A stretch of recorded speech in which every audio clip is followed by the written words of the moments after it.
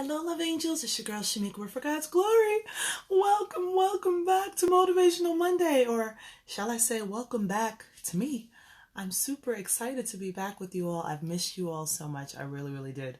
That break was good in some ways and sad in others because I missed doing these videos for you guys and sending you guys inspiration every day. But as I've mentioned in some of my Instagram and Facebook videos, life happened, and unfortunately, YouTube took down their editing program that I was using. So I kind of looked at that at the time as a blessing, only because I was doing a lot at one time. And you know how sometimes you're doing so much, you kind of have to pull back, recollect, be still, and then go back to what you were doing. So I'm happy that I did have that time to do that. And now I'm back with some fresh inspirations. So I'm in the same room, which is my room, but for some reason, my new phone, when I place it in its normal position, the phone sounds muffly. So I just want to show you that I'm in here, but I'm going to be kind of holding the phone, so please bear with me. So I initially had a topic that I wanted to go over today, but my amazing, beautiful God sister, Siobhan, actually sent me something today, and I was like, oh no, I got to send this one. Got to send this to the people. All right, so it comes from Luke 22 through 26, and Ephesians chapter 3, verses 20 to 21. Anxiety is a result of envisioning the future without me. So the best defense against worry is staying in communication with me. When you turn your thoughts towards me, you can think much more positively. Remember to listen as well as to speak, making your thoughts a dialogue with me. Now let me go back a little bit. You're probably like, huh, me, what? So pretend that this is God speaking to you. So I'm going to reread this again, and now you can visualize it a little bit differently. Anxiety is a result of envisioning the future without me. So the best defense against worry is staying in communication with me. When you turn your thoughts towards me, you can think much more positively. Remember to listen as well as to speak, making your thoughts a dialogue with me. If you must consider upcoming events, follow these rules. Do not linger in the future, because anxieties sprout up like mushrooms when you wander there. Remember the promise of my continual presence. Include me in any imagery that comes to mind. This mental discipline does not come easily. It doesn't, because you are accustomed to being God of your fantasies.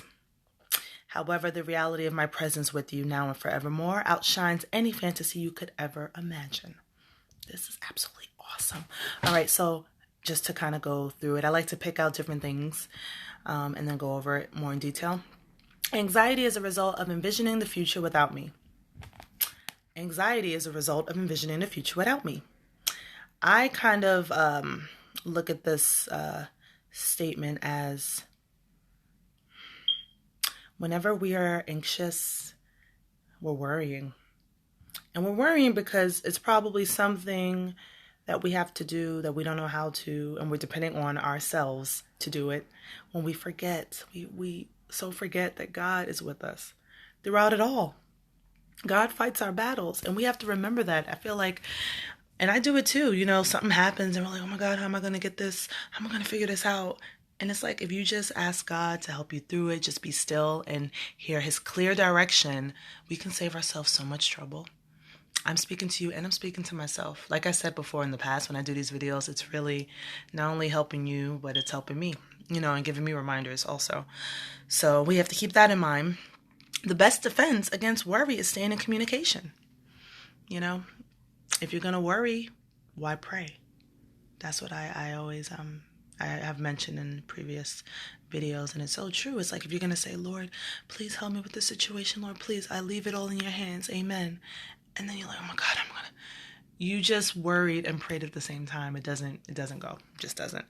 So, you know, we have to find ways to just completely surrender it. When you turn your thoughts towards me, you can think much more positively. And that's actually worked for me, building my faith. And, you know, when I leave it in God's hands, I become more positive because I'm like, okay, God's got this. And if he did it before, he can do it again. Same God right now, same God back then. So just keep that in mind. Like when we went through certain trials, tribulations, and we didn't know how we was going to get out of it, who got us out? God. So if he could do it once, he could do it again and again and again. We just have to have that faith. Remember to listen as well as to speak, making your thoughts a dialogue with me. And that is, I can't even go into that enough because I've done that. And I'm sure we all have, where we're in bed and we're praying and we're like, Lord, I need this new job. Can you please help me get this money? I really need to get this done. And you're never, being still and listening.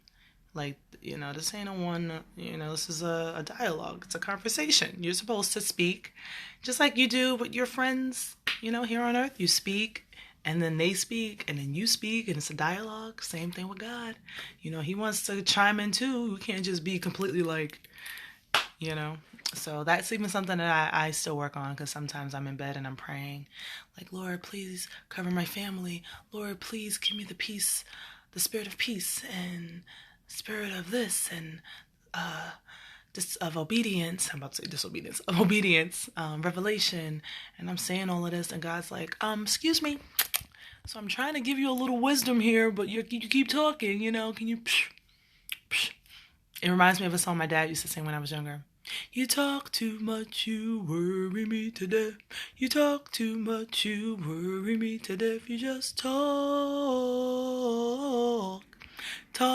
too much. I'm not sure who sings that song, if he made it up or if it was a Beatles song. If anyone knows, please list it in the comments below. All right, as I digress. All right, if you must consider upcoming events, follow these rules. I'll just repeat them again. Do not linger in the future, because anxieties sprout up like mushrooms when you wander there. And it's true. Like, even for me, it doesn't even have to be something bad. It can be something exciting. Like, there's a new project that I'm working on, and I'm like excited, anxious. But sometimes when I'm like that, it can get a little overwhelming, or I'm like too excited, and then I don't know where to start. So I'm learning to also pace myself with things. Or let's say, like right now I have bills that I had to pay and money didn't come through, but it's coming through this week. And I'm like, okay, that'll be paid for. And then sometimes you're already thinking about the next month. And then you start to get anxiety because you're like, all right, this month is paid, but now I'm going to have to worry about next month. And it's like, take it day by day. Give us this day our daily bread. Daily bread. God gives us enough for each day. We need to just take it day by day and not, I know it's good to plan for your future, in aspects of saving money, things like that, but we shouldn't think about the future and everything and worry about, oh my God, how am I going to do this in 2 years? How am I going to do that? So just want to share that. Remember the promise of my continual presence. Include me in any imagery that comes to mind.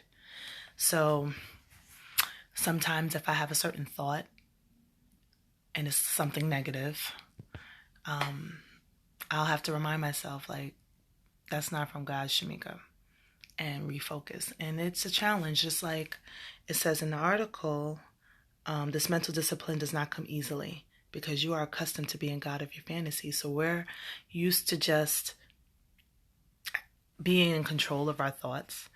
And we have the option to choose what we want to think about.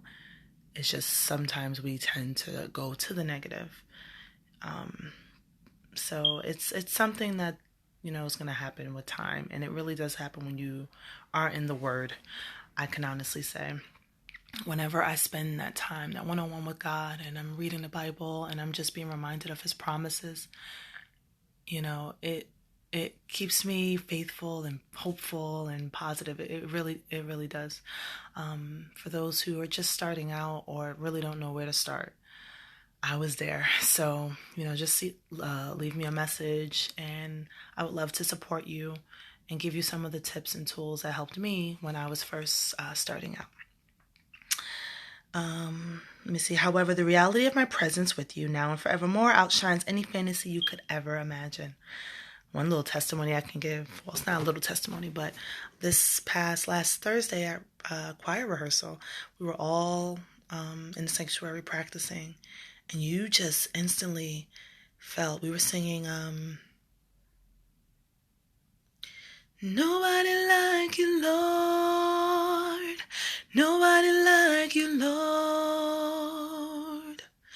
Oh,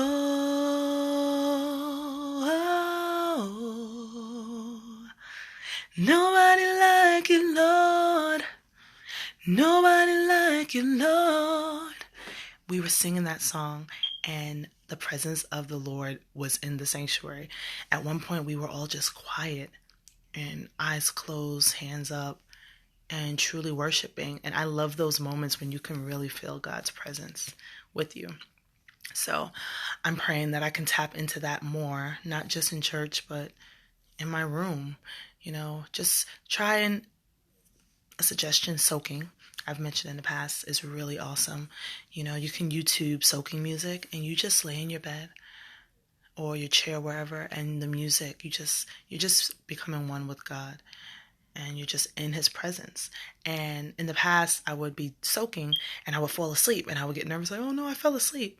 And then I was reminded by one of my discipleship teachers that that's a good thing. That means you're falling asleep in God's arms. You're just surrendering. You're letting go.